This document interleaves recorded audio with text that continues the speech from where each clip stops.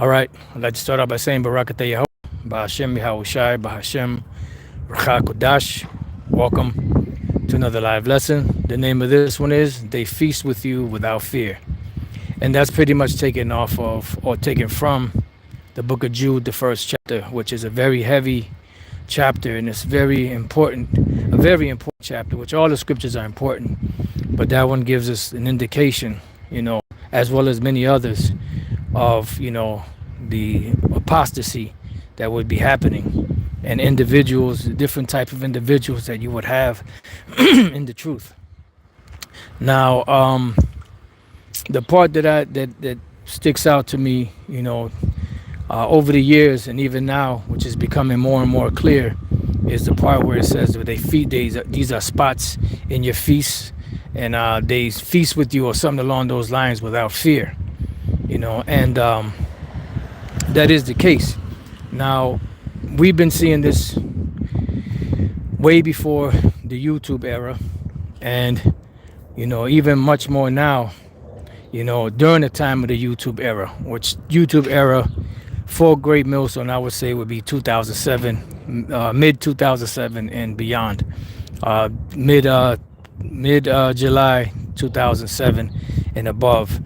Other groups were on there 2006, and if I'm not mistaken, YouTube came on the scene around 2005, if I'm not mistaken. And here it is, 2025. Pretty much, if YouTube started in 2005, then 2025 would be 20th anniversary for them. And just as we've seen in One West and the different other camps and schools that have been set up prior to the YouTube era, you had individuals that would come into this thing and really had no clue what they were into, and even guys that fell out years ago, I'm talking about decades ago, would actually sit up on the podium during Passover and read scriptures like 1 Corinthians 11, and talking about, if you eat the Passover unworthily. And the way they would do it was not in a way to, to kind of have you mindful, of what you're doing, so that you don't fall under that category, and to be very, to be, reflective of your reasonings and your intentions in keeping the Passover. But it was more so, the way they were doing it was more so in a way of, they're pure, they're righteous, and they're all the rest of you are pieces of shit. And every Passover that would come around, you had certain men that were in fear, that were fearful. They didn't want to offend. They were hoping that they were doing the right thing for the Lord Yahweh Bashem Yahushai, and not fall under that category, of these wicked individuals that don't have a lick of fear for the Lord, but act like they're super holy and super righteous. And that usually goes along with those individuals that's always talking about keeping the law 100% and the law this and the law that, which is nothing wrong with keeping the law. It's a beautiful thing, but we know that especially in these times, we can't keep the law perfect. We do the best that we can, because we're imperfect creatures in an imperfect world with these perfect bodies, trying to master the perfection of the scriptures, and it's impossible. This is why the grace of Yahushai is what carries us through. He's the one that, whatever we come short on, he takes up the rest of the slack for us. And you have a lot of individuals out there that negate the Lord and make his sacrifice of none effect by them pushing, that they can be righteous, without that grace, even though they don't say it in that fashion. But when they say that you got to keep the law 100%, we don't go off, we keep the law 100%, that's pretty much what you're saying. You're denying the Lord, And these same individuals will come to the Passovers, come to the different feasts, especially the Passover, which is the main feast that we really keep. You keep all the feasts, some camps and some brothers in Great Millstone, they keep, all the different feasts, but the main feast that we keep pretty much is the Passover. And you have individuals out there keeping the Passover, sitting there with you, knowing that they're wicked, but not having any fear that the Lord will destroy them, not being repentant, just having that mindset. So the book of Jude covers, these individuals that are not subjected to the will of Yahweh Bashem Yahushai.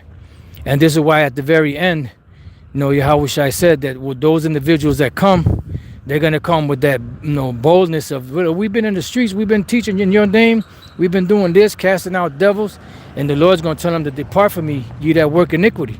I never knew you. So these individuals think that they can do whatever they want, act however they want, be whoever they want, teach whatever they want without any repercussions. And that's a detriment to them, where they'll commit all type of iniquities and nothing happens to them.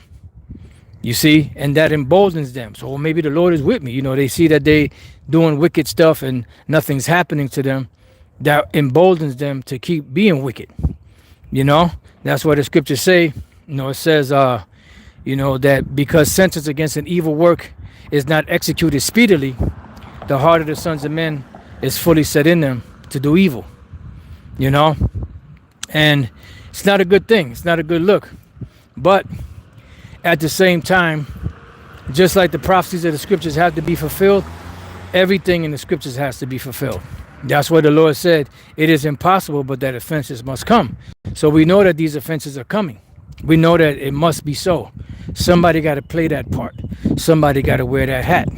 And Yahushua said, woe unto him by whom the offense cometh. So it's a very fearful thing what the Lord is going to do to certain of these individuals. And the individuals that fall under that category, they don't look at it as such. They look at themselves as they're good. They ain't got nothing to worry about. That they're doing the right thing, even though they're not. And that's why the scriptures speak about in the book of Jude of those that feast with you without fear. They have no fear towards the Lord. They have no fear in talking shit about men that taught them, or talking shit, about brothers that's doing the work. They have no fear in bearing false witness on brothers. They have no fear in lying on you. Just saying all manner of evil against you. Just because you bring out the truth. And the Lord said, if you do it to one of these, you've done it to me. So if you do something good to a man of the Lord, you give him a cup of cold water in the prophet's name, you're going to get the reward of a prophet. But at the same time, if you revile one of the Lord's elect, and you're not one of the elect, the Lord is going to destroy you. And that's why the book of Jude, one of the reasons why the book of Jude was written, of these individuals that have no fear, that don't give a damn, that will eat and not think about, not examine themselves, not check to whether they're doing the right thing or not, just going along to get along, or just doing whatever the hell they want, coming to the Passover, treating it like it's just a lamb dinner, Meanwhile, they're not reverencing the Lord, for his great sacrifice. They're not considering the great sacrifice that the Messiah did, They're not honoring him. And basically, they're dishonoring him, but thinking that they're doing the right thing, And pretty much they'll keep the Passover however they want to keep it. They'll eat whatever they want to eat. That's why you have some groups that'll have, a Passover with, cornbread, which we know that the cornbread or whatever type of bread they have is not going to have any leaven in it. But the Passover is not just a dinner. The Passover is a great sacrifice. Yahushua said, do this as often as, you remember me, or something along those lines. And that's what we're supposed to do in remembrance of the Lord. And he was not in a happy-go-lucky spirit, when he started, to go through the final moments of his life before he was crucified. So we should have that same mindset. We should have a solemn mindset. We should be more, in a solemn spirit than a jovial spirit. Now, we'll crack jokes and stuff like that.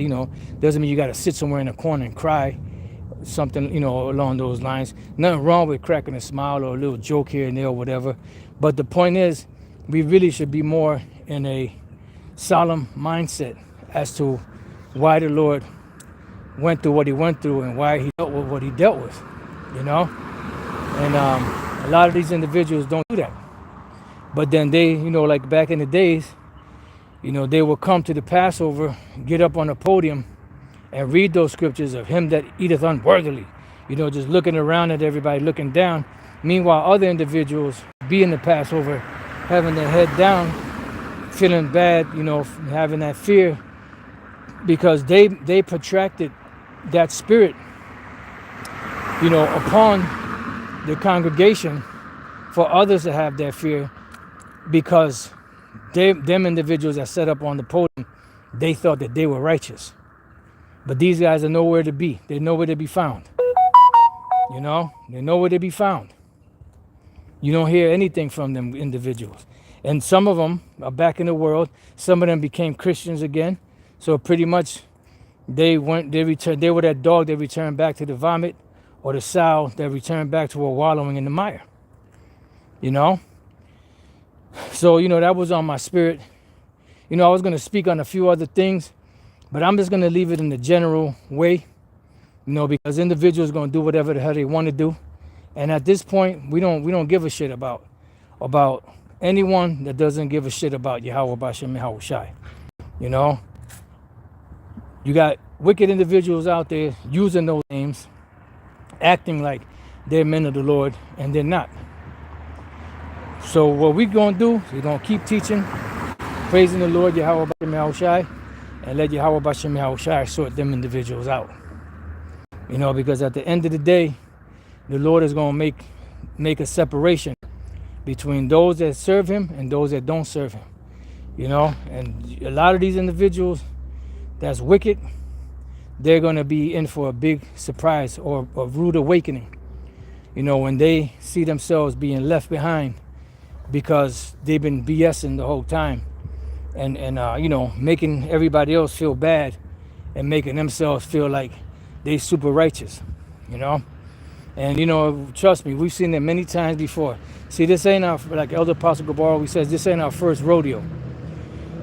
We've seen this many times before, even before the YouTube era. So you ain't gonna be slicker than the can of oil. You ain't gonna pull something over on us, some new shit that we ain't never seen. So this is just exhortation to brothers out there that's doing the right thing. Just keep on doing what you've been doing. Keep on serving the Lord how you've been serving. Individuals out there that's full of shit, the Lord's gonna sort you out. And if you examine yourself and you feel that you're full of shit, then repent to the Lord and just turn around and do the right thing. Pray the Lord take that spirit off you, the demonic spirit off you. So with that, I'm gonna leave it there. Pray that you brothers, a few sisters out there, have your Pesach. I know in some places of the world, it's the Pesach is already in motion. In the East Coast, it'll be, maybe a couple more hours or so. Here in the Central Time, it'll be an hour after that. And then over in the West Coast, it'll be 2 hours after that, because the West Coast is 3 hours difference from the East Coast. So with that, I pray that you brothers and few sisters have been edified. Have a beautiful Pesach, and Lord's will, everybody be safe out there. And Lord's will, we make it all to tomorrow. Shalom.